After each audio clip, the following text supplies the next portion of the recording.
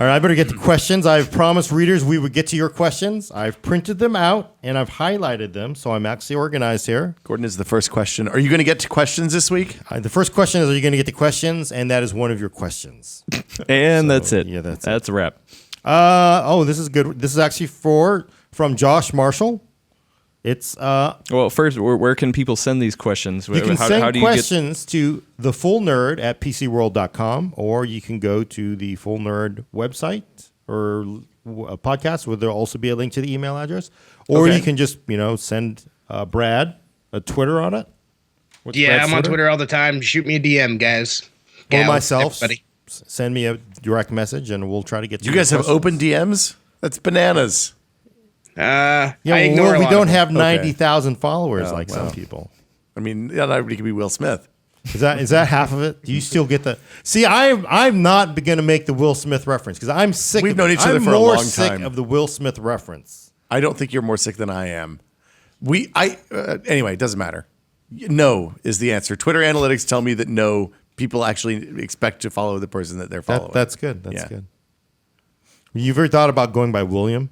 No. John Phillips asked me that on my first day at Maximum PC. He was like, "Are you sure Will Smith is your professional name here?" And I said, "Yeah, look, dude, did you see Wild Wild West? That just came out. That movie was awful. That guy's not going to last. He's not going to be around for long." How did that work out? That's a John question. Yeah. Did he say he said, "Are you a big fan?" Because I follow the man's entire catalog. My first name is Verlin. He's like, "You could go by Verlin. That's a pretty good writer name. That's a cool. People remember that." I was like, "Yeah, I've been Will my entire life. He's not. This guy's. He's got a. He's a rapper turned actor. He's gonna flame out. He's not gonna be a huge star." Is that how you had Gary fix that movie for him? Oh, too soon, man. Esoteric reference to Gary Whitta. Don't. It's just gonna get us all in trouble. What can he do? M. Night Shyamalan's out there, man. He'll come get you. He'll make you watch The Village or The Happening. God, how does that? Happening. I should work in Hollywood. I like was the Lady in the Water. Is that Lady the in the Water. That was pretty good. With the guy with the one. Yeah, everything works out in the and I liked Unbreakable. Unbreakable is good. Great comic book movie. Yeah. Yes. It's the best comic book movie, maybe. All right, I apologize, Josh. We've derailed the train yet again. Josh's question, which we've already sort of answered, he wanted to know what's the schedule for new Foo releases. So what's the actual first release? Any new good titles on the horizon for Vive? And this is a good one, you may know. What cable scheme can I run through my house to use Vive in living room TV setting, but keep my VR PC in the office? Depends on how close your living room. Okay, so more Foo shows this summer. We're on track, but we had to do a bunch of back end work to make it a thing that we can do on the regular, like getting audio recording working in Engine, stuff like that. Exciting. I don't really know what's coming up on the Vive that's exciting. Brad probably knows better than I do because he was just at E3 and presumably saw a bunch of software there. So I can tell you Star Trek. I actually stayed at home. I overseed it from afar. Did you? I was there covering it with Hayden. What's the hottest thing? Star Trek is going to be the hottest Star Trek thing. game looks dope. Star Trek. Well, I mean, we took an appointment at Oculus for Wilson's Heart.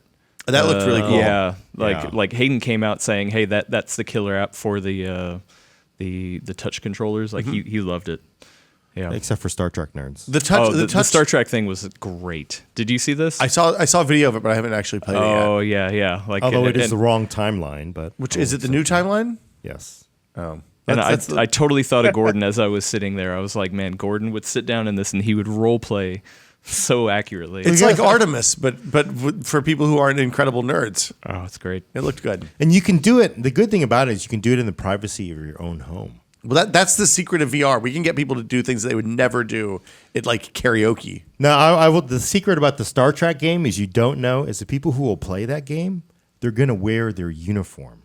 Because you could be like, well, it's VR. You don't have to wear a uniform, man. It's like, no. I'm wearing a uniform. Do you have a TOS uniform, right? Yeah, that I think. I also have a Next Generation one. Okay, for Halloween. So if you want to run from your living room, from your office to your living room, it depends on how far apart they are. The limits are going to be HDMI and USB. USB's maximum is what, like 5 meters or something? Yeah, but could you use an active cable, or is it just too much? I don't. latency. Can you do USB 3 on an active cable? Oh, does it require USB 3? Well, no. The Vive uses 2, but the Oculus uses 3. Oh, so you could do active. I think with USB 2. I don't know about 3. That's I mean, look, the cost of figuring it out is the cost of that cable plus their HDMI. Like, I don't think you'd want to use an HDMI repeater because you're going to end up with latency because of that. yeah. But anything that doesn't add like if you can get it within the 10-meter cable or whatever that HDMI works with, you should be able to do it. Yeah, I was looking. I think you can do HDMI up to like 40 feet or something like that. You know, the only problem with the Vive, I guess you'd use the extender between the PC and the Vive cable, because the Vive has a weird USB A male to USB A male cable that I've never seen in any other context. Like they're both the ends that you plug into the host end, Yeah, that is strange, which is isn't super weird. So you'd have to plug it in. You just have to get an extender. it? Yeah, Try it and let us know. I mean, you can carry your lighthouses in, set them on a shelf. You don't have to mount them on the wall until you're sure that it's going to work. And if it works, I mean, I drilled a hole in my wall between my office and my living room to run an HDMI cable to the TV before Steam Link started right, because the working. lighthouses don't actually have to communicate. They don't have with to connect to PC, anything just- except for each other. And they'll do that wirelessly if you don't have a lot of glare in the room. So try a long USB cable and HDMI, and good luck. The trick is you need to have that box. That box needs to be in the living room with you. The one that plugs into the PC, because it's where the radio is. Right. For the Oh, so controllers. it has to be in the same room. You probably want that in the same room. Right, because you're not going to try to send that signal through the. Yeah. Yeah, it's called the Micro Tower PC under your TV. It sounds like is the best way. to go. I mean, I would give it a shot. I mean, what's the cost? The cables are going to cost $10. So Yeah. who cares? $20. Yeah, Give it a try. I was thinking, but the weird thing is that with external graphics, how far can you stretch out that Thunderbolt 3 cable? I thought that's like 3 meters too. Yeah, but I guess if You could you daisy get chain it, it. You you could can put a sort of monitor like in the 3 hallway. meters and just kind of run it down. Yeah. And you have your video card just kind of sitting in the middle of the floor. in a box. Have you tested those external GPUs yet? I have seen them at CES. Yeah. I've heard from other vendors who have their own solution that said, hey, that external, I will tell you exactly what Alienware said. They said, hey, yeah, that external Thunderbolt 3 stuff's working great for you, huh? The Razer thing? Yeah. Like, well, all the others. There's basically nobody has shipped anything. Everybody's Yeah. talked about it. They're like, hey, Alienware's like, hey, check out this amplifier. Yeah, it's big and ugly, but it's $200 and it works. It works with 1080. Does yours work with 1080? That's basically what they're saying. Okay. So there's So shade. they're throwing shade, and they're actually, they're basically saying there is actually, it's a lot more complicated than you think it would be. They think was, because What's Thunderbolt 3? Like 4 lanes or something? well, it's not just simply the bandwidth questions. It sounds like there's basically a lot of BIOS work that has to be done on these laptops to support external booting, and nobody's really figured it out yet. Nobody set a standard. So once Intel, I'm going to imagine, is going to have to come out and say, hey, you need to do this to your BIOS. Everybody needs to do it, and then everybody will do it. But you know how long that takes. You're Yeah. ruling by committee, so we're talking, end of this year probably for everybody's to work. So not waiting for the Razer and external GPU configuration for my personal needs wasn't a terrible mistake. No, because again, I think the units they showed off at CES are supposed to be out in May, and Yeah. it's not past May, May. it's- yeah. So I imagine they're going to come out. They're going to work on the Razer. They're going to work on the Intel NUC. They're going to work on things that people have done their work to work. But But you're not going to be able to just jack it in your but yeah, MacBook we or sort of your everybody Dell. sort of vision like, hey, I'm going to go to Amazon. I'm going to buy the cheap Chinese knockoff for $50 and plug my GPU in. Yeah. That ain't going to be reality for probably another year or so. It sounds like. So That'd be great. In the meanwhile, MSI and Alienware like, hey, our proprietary stuff looks like we took the right route on that. So Yeah. just to throw shade. I don't even know what that throwing shade means. What does that even mean? I know. I was about to say. I was like, man, I'm surprised you even. I've heard you're about saying people that. throwing shade. It's what the I kids just- say. Yeah, but what is that? It's like Bay. Well, what is a shade? No matter what happens, fetch isn't going to, you're not going to make fetch happen. Wait, Kim what? Gordon. I have to look that up. I need the translator, the real-time translator. A of- Google Translator Google for kids. Translate for millennials. What does that mean, Google? I don't understand these millennials. Somebody called me the world's oldest millennial the other day, and I don't think they meant that as a compliment. Why did they say that? I can't. I said something that was probably not age appropriate for Wow. me. Yeah. But wait, you don't have your I have sneakers on. Chuck Taylors on. I'm wearing skinny jeans. Oh Jesus! See, but you know what? I got an iPhone. Don't you remember when executives used to come out and you go like, "Wow, that's an executive on stage of a multi-billion-dollar You company." mean khaki pants and a golf shirt? Yeah, but now it's All right, okay, we got Josh's question. All right, I got 3 more. I Sorry. think we answered that. This one from Mike from Tokyo. In episode 2, Gordon mentioned that he runs a Xeon system at home. Which chip is it, and why did you choose to go to Xeon? I feel that we're at a point in time where more enthusiasts are venturing out from overclock K and HEDT, high-end enthusiast desktop parts, into the Xeon ecosystem. And it seems like Intel's game plan for the extreme parts for the recent past and foreseeable future has been to simply unlock and rebrand their lower-end Xeons while jacking up the price. How would you distinguish the use cases for, say, a high-end quad-core Skylake part, a Broadwell E part, and an entry-level 6 to 10-core Xeon? So I run an older Sandy Bridge 8-core part at home. I don't remember the exact part. It's a 2 series, but it's the older. Gosh, holy smokes! X79 chipset.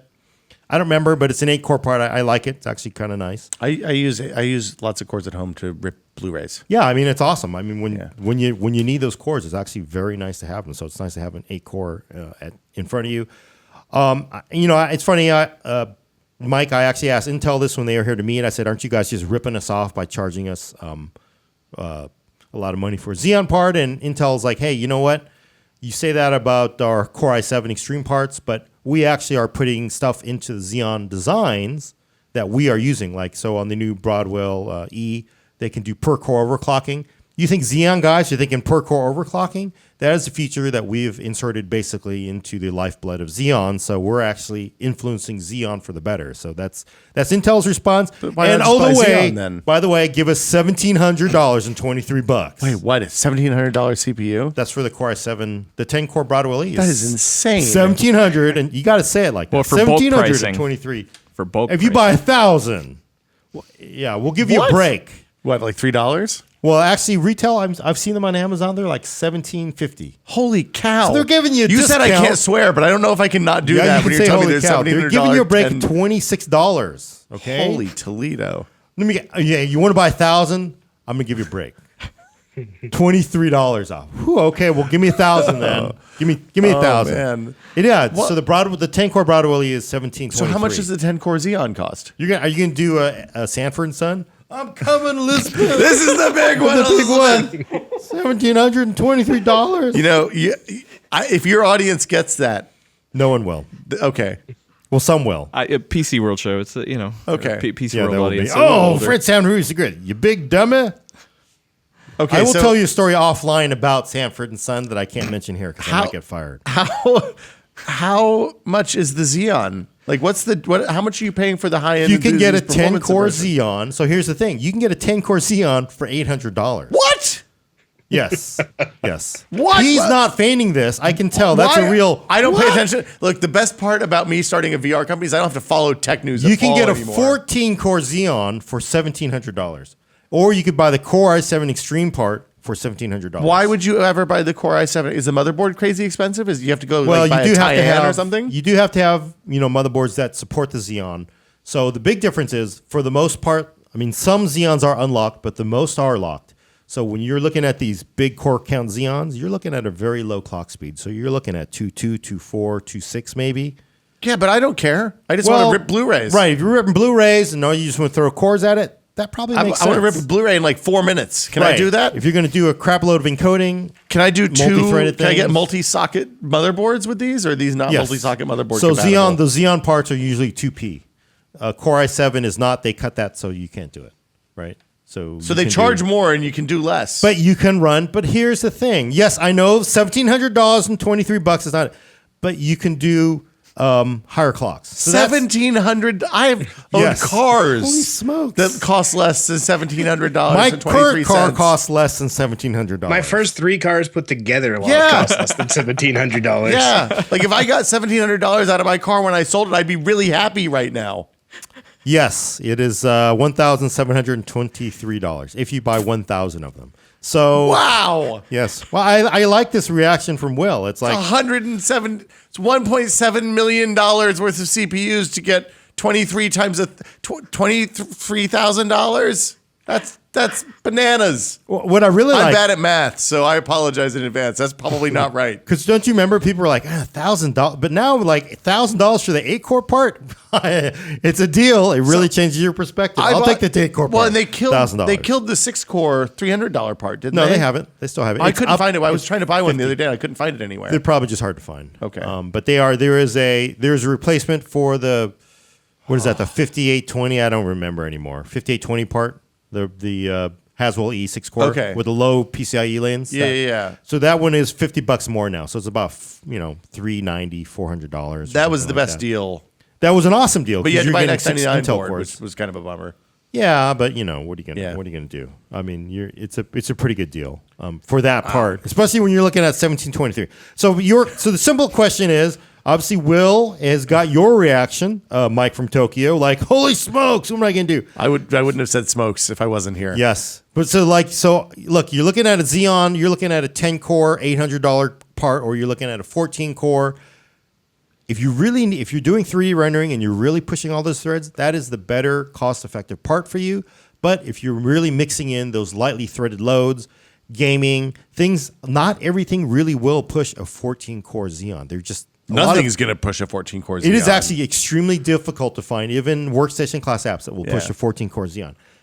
Then you're actually going to probably get more performance out of that 10-core $1,700 and 23 chip, because you'll run that baby up at 4.2 and it'll smoke a 2.2 Xeon, because that 2.2 Xeon is just not going to clock Can't you up that just high. get 2 of those 2.2 Xeons and get 28 cores? That's going to be better, right? Yes, it is better because it's 28 cores. Wow. And then for your quad core Skylake part, I mean, that's a great part. Awesome. You're going to look at, your low 4s, 4, 5 out of overclock.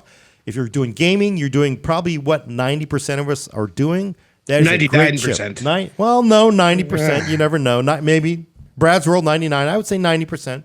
There are some people who do need more than 4 cores.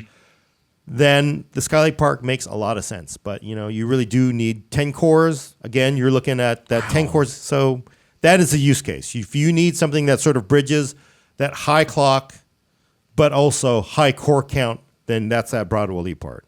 But it is $1,723. Honestly, if it had come out at $1,300, I think people would not be freaking as much as they That's are now. still insane. But it's 10 cores. But that's $130 a core. I was paying that in like 1998. No, it was more than that. It was actually, Pentium 4 This is no Extreme Celeron Editions. 300A. Pentium 4 Extreme Editions were $1,000. That was one crazy. core. That was a bad CPU too. The original one wasn't that bad. man. Prescott got it progressively We made a worse. mistake on that one. Anyway, Prescott got progressively worse. All right, so this actually, interestingly, this brings us to Master Jedi's question. And he wants to know, do you think AMD will ever catch up to Intel or offer procs even close in performance? I think Zen, which I think they've talked about at E3 and they talked about recently, going to be 8 cores. It's going to come out probably maybe end of the summer, maybe-ish. I would expect closer to the end of the year. End of the year, end of the summer, I don't know, but it'll be 8 cores. They're saying 40% IPC increase over the current chips, which is very healthy. I'm going to guess you're probably going to get maybe near Haswell core IPC out of it, which honestly ain't bad. I mean, for AMD, which, frankly, an 8 Haswell's core. what, last year or year before? Haswell is two generations Yeah. back. So that's 4th gen. We're on 6th gen now. That's going to be pretty good for AMD. And if you can really get 8 cores with their version of hyperthreading, out of an AMD chip and they charge $500 for it, you're going to be like, that's pretty good. Are they going to get close to Broadwell E performance or Skylake E or Skylake performance? I don't think so. But honestly, Broadwell was maybe 10% faster than Haswell. And Skylake is maybe 10% faster than Broadwell. So it's not like you're looking at huge increases in IPC for the most part. Can I ask a question? Yeah. Well, how much do you guys weight CPU and GPU? I thought you were going to go, whoa, 1723. I was going to save that one for later. Way to ruin it, Gordon. All right. No, if you're doing a cheap PC, how much do you weight CPU and GPU today? Depends on the use case. I think for a good balance box, I was just looking at, you could do a RX 480 box with a i5 Skylake part, and the Skylake part was a little pricey. It was about maybe 35% of the entire system, and then the GPU was about 28%. And I'd do you rather assume that spend a people are little going to more. upgrade the GPU, but not the CPU ever. I wouldn't say ever. I would say most people are gonna, like a lot of people that built those i5 Ivy Bridge, i5 Sandy Bridge parts. They're like, if I can get an i7 Sandy Bridge part on eBay for $90 or $100, you're getting 4 more threads out of it. And hyperthreading, it really does give you a lot of performance, and it really does alleviate those loads in gaming. So, Okay. it ain't bad. If I had a 2500K, 2600K, 2700K. People have told us that used- those will still run VR if you put an appropriate video card on them. Yeah, I mean, it may be 20% slower than a Skylake part, but it'll overclock really nicely. The big problem, I think, with those really old chips is the chipsets are just ancient. They're just ancient, moldy old chipsets, and there's a lot of limitations with not Like supporting no new hardware. USB 3 and stuff. Yeah, like no lot of USB cases. 3, only 2 SATA 6 ports. Yeah. They're really, really not great chipsets. But who cares? You You can't run game, NVMe right? stuff. Yeah, you're not gonna run NVMe. You're not gonna run MDOT2. So for most people, who cares? I agree with everything you're saying, but I think graphics cards for gaming, at least, are more important than CPUs these days, because you can still, you won't get the same as you would with an i7 or whatever, but you can still run a FX 6300. It would pair it with a decent video card and still play games just fine. Right.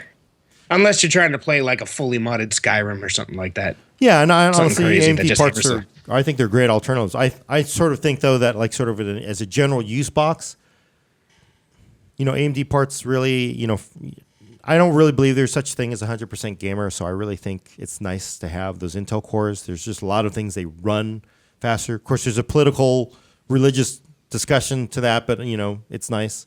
But yeah, if you can get by, if it's really your workload is mostly gaming, FX 6300, it's an awesome part. You're going to save, $100 over an Intel chip. So Cool. Well, that's a great part, even if you're just, browsing the web and doing email and just, if you're not working at your PC doing something that'll handle those cores, that'd be a totally cost efficient way to get some gaming on. Right. Cool. Yeah. So I think that's a good deal. Oh wait, last question from Anthony. Am I going to screw this up? Oriental. Sorry, man. At Blue Shoots. Besides the gaming space, when do you think VR movie storytelling will happen? Seems promising.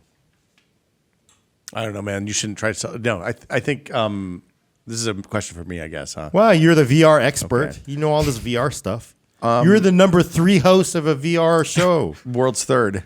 World's I'm third. going to change my Twitter handle. You know what? You should just redefine it.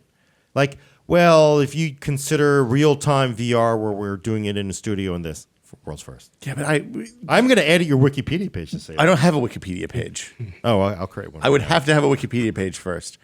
I think that there's a lot of opportunity. A lot of the people we talk to are people who make movies and TV shows, and they're excited about the prospect of VR. There's definitely a kind of, we don't want to be the guys that were still in radio in 1953 feeling in the TV world, especially. There's a lot of technology that still has to be figured out, and we are still, if you look at where we are with virtual reality headsets, even as awesome as they are right now, we're at best, we're at like the Palm Pilot days, right? We're maybe the first Treo. We're not anywhere near an iPhone or a Nexus One or even any of the early iPhone or Android stuff. So and like I said before, a lot of cinematography doesn't work. So all of the skills, all of the tricks that we've learned from, if you watch Hugo and watch him layer on new cinematic techniques through the run of that film, most of that stuff doesn't work. Right. So it requires creating a new visual language for storytelling and following a whole set of new rules. Like you can't move the camera. You have to provide stuff for people to do. You have to make these things interactive and exciting and engaging in a way that just doesn't fly when you're watching Survivor on your TV at home. I mean, that really does. I mean, that makes me feel kind of sad, because if you can't do a smooth pan in a movie of something, which is such a cinema, technique, how are you going to tell stories? It's instead of forcing somebody to look where you want them to look, you encourage them to look by giving them cues. It's like when we talked to Valve about Half-Life 2 years ago, They said, look, we didn't want to put a bunch of arrows or a breadcrumb trail through the world. We just made the part where we wanted you to go to always brighter than the place where you'd been. And you can do stuff like that encourages people to look in the places that you want them to do. But it requires a lot of experimentation. We're going to have to figure a lot of this stuff out. I think that, what we've seen so far from Oculus Story Studio and Penrose and Weaver and those guys is amazing. It's really gorgeous. But it's just scratching it's Birth of a Nation or The Great Train Robbery or stuff like that. We're just now starting to realize what the actual challenges are, and that's going to shape how we go in the next years. So probably not this decade, it sounds like. I don't know. It's 2016. The pace of technological advancement is accelerating. So I think by the time the phones are mainstream and good, we'll see people telling stories in VR. So no predictions. Like I'd predict probably Avatar 2 in VR because No, he's in been Blue working People. on that for 10 years. Really? Yeah, it's been in production. You serious? You're They're not making pulling my leg? 3 more movies. Wait, I don't follow this. Are you making that up? I am absolutely not making this up. This is why there has not been a Jim Cameron movie. 1723. How many dollars? They're making another sequel I thought that was to a movie? Hamilton reference. How could you even make a sequel to that movie? I don't. 1723. Yeah, that movie made unbelievable amounts of money. I guess. I feel you, Gordon. I don't know how I was. Yeah. Look, the Space Marine Sergeant in that movie is the best film Space Marine Sergeant of all time. He chewed on a cigar. He got in a mech. He shot some machine guns. He was a murderous maniac. He was great. It's a bad movie, though. Yeah, it was a pretty bad movie. Yeah. All right. I'm gonna do. Wait. Well, we've got one last thing to do. Oh right. Oh, I got. you holy can't smokes! I forget. almost blew. The big This surprise. is the big surprise. Look, I actually have a snail mail letter. This is from Craig. I'm sorry, man. Craig Jorgis. This is a package, and it's actually perfect that Will is here. Years ago, he used to listen to us on the Maximum PC podcast, and he promised that he would send us a bunch of stuff. He never did it, and he's just moved again. Okay. So he's now sent it. We just got this package this week. This is a well-stuffed priority mailbox. You can do the honors of going through this priority mailbox. Wow, this is a lot of stuff. Holy cow. These are old PC games. This Look at is that one. A copy of Wing Commander 2, The Deuce. So Craig has sent us a whole box of his old games, Man, and I miss the. but Brad, dude, you can't see open this? that box. Yeah, I can see it. But the oh my god, it's 5 1/4 inch floppies. I never had a computer with a 5 1/4 inch floppy drive. I had an XT when I was in high school that was like the family computer, but we didn't really use it. I did, unfortunately. Wow. Oh, Aces over Europe, Dynamix. Red Alert 2. I bought a copy. I split a copy of Red Alert 2 with my pal Marty, and I had the blue disc, and he had the red disc because you could play with either disc. I never played the red campaign. Never went in S2. I reviewed that for ours, I think. Oh, hold on. KOTOR. This is a wide range. This is the Bard's Tale remake. That's highly questionable. You shouldn't play that. Really? I don't know. I didn't think it was very good. Lionheart? I don't remember that one. Lionheart. Lords of Magic. I kind of remember that. Far Cry disc. I had a friend who worked at EB when I lived in Knoxville. First Far Cry still holds up pretty good. Ah, I remember going to CompUSA and seeing that on a display unit. Far Cry? Yeah. It was amazing, right? Baldur's Gate. I never liked Baldur's Gate. That's my deep, dark gaming shame. Oh no. Those games are boring. No. no, you can't say that. Now they're going to attack you. What, the Baldurs? Simpsons Hit and Run. Wow. This is back when they didn't think gamers had DVD drives. So instead of shipping one DVD disc, they would ship 17 CD-ROMs. Here's more Far Cry. That looks like a hell of a box to get in the mail. This is a pretty good box to get in the mail, guys. 4 discs for Far Cry. Boxes of yes. Is that wait? Were those CDs or DVDs? CDs, dude. Oh my god. PC, They also CD-ROM didn't want to pay software. for the CDs. I don't remember this one. No, well, actually, I love this one. So this is the Legend of Robin Hood, Okay. and it says Don't have to pay for that IP. it says rebate with purchase of MediaVision. What's a MediaVision? It was like an original sound card that competed with the Sound Blaster. If my memory holds right, so there's MediaVision, and there's Sound Blaster, and there was a massive, like we're gonna sue you over this, and I think Sound Blaster Creative won that war. This is a deep line. This is some good we're stuff. gonna- StarCraft, man, you can put that code in, StarCraft. play that today. Really? Yeah, you can put your StarCraft code into BattleNet. Oh, and look, it just downloads. SSI, Wow. Strategic Simulation. Also, have never played Dungeons and Dragons. I'm a bad nerd. Aces of the Pacific. This was a great game. I played the hell out of that. Heck out of that. You can say I think HE double hockey sticks. The hockey sticks are okay. Red Baron. This was a good one. Did you ever play Wolfpack, Gordon? I think I did. It was a submarine game. Yes. But you played the Germans. Well, I mean, it did if- have the most effective. If you're going to play a submarine game, Yeah, you don't want to be the English. Yes. Doesn't end well for you. There we go. That's a heck of a box. Isn't that cool? Yeah, Wing Commander. Aces 2, over though. Europe's pretty good too. Where's that? I bet this. This guy, there's no LucasArts games here. There's just Secret Weapons of the Luftwaffe, no X-Wing versus TIE Fighter. He probably No, kept he's those. a pure Sierra person, it looks like. I think Wing Commander 2 is the real winner. I don't know that you can get that anymore. I don't where's think that- it's on GOG or any of that stuff. Where's that Robin Hood game? It's right here. Put it over here in the camera shot. See, that's got to be on floppy. Wait. What I want to do though is let's read these specs, Who made that game, Gordon? dude. So this is a Sierra game. So you need MS DOS. Oh, but this is a more advanced game. You need a 3.5-inch HD. What the heck does that mean? I'm guessing they mean floppy drive. It looks Hard like drive? a Roberta Williams adventure game. Is that what it is, you think? 640K hard disk, 286 or better. Mouse supports Thunderbird Pro and Spectrum AdLib Roland. So yeah, and Sound Blaster. Wow. So this is back when. So people who don't realize this, sound cards had no standards. So game developers had to support the sound card itself, and there was just a war over this. So are there the floppies in here too? When I was a freshman in college, Yes. I was the only kid on the floor that had a sound card. So when everybody came over and I was playing Wolfenstein on my 386, they were like, "Wait," because Wolfenstein would use the PC speaker, Right. or if you had like a sound blaster, it would make higher quality versions of the sound that came out of the PC speaker. And people They were were better, really weren't they? blown. Yeah, it was a lot better. Yeah. Didn't it have like a MIDI audio or something? Must have been MIDI. It had soundtrack. MIDI music. I think Doom definitely had MIDI music, but it didn't run very well in the 386. Right. The big one was TIE Fighter. X-Wing and TIE Fighter had voice packs. So you'd hear our first catch of the day at the beginning of TIE Fighter. Yes. Very Yeah, impressive. it's very good. Man, those are the days. Yeah, I think my first sound card was